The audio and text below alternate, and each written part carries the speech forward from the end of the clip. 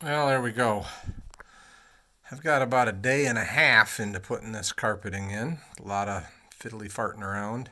I don't have the stairs completely done. I need to finish the stair edging across there, across the top step, and then another one for the bottom step and some more stapling. But for the most part, it's pretty well cut.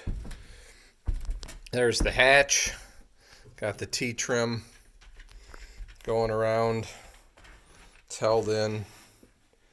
You know, basically it looks nice. It's all up underneath. Probably the biggest hassle was the finding the holes to screw the dash back in. And it was a good plan to mark a couple of the holes out from under the hood. And I got those installed, and then that helped me from this side. I was able to put an awl in and find them. So, there's trimmed around the footwell piece. I did pull the emergency brake. I think you've seen that in other videos, and the high beam, low beam switch, and those are bolted over the carpeting. So that'll help hold the carpeting in place. There's staples. There's no staples out on this outside edge at the moment. Probably not going to be. It's stapled well all the way around the perimeter of both the hatch and the floor.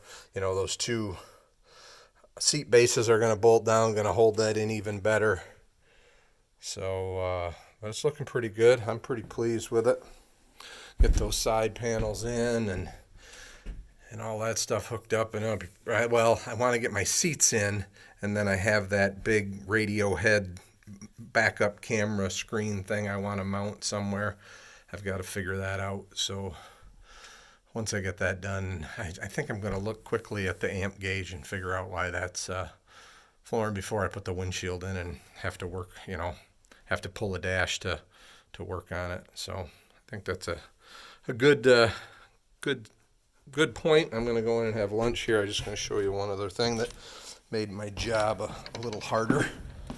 Previous owner had installed a fire extinguisher underneath the hood here, and I liked it, so I wanted to put it back. So you can see that I put it back in there. It had to clear my air compressor down there, so it slid out a little bit, and then that made it all the more difficult to get to the bolts and stuff for the emergency brake. But again, worth it. We're in pretty good shape here. So, all right, everybody, take care. I'll give you another view when it's done.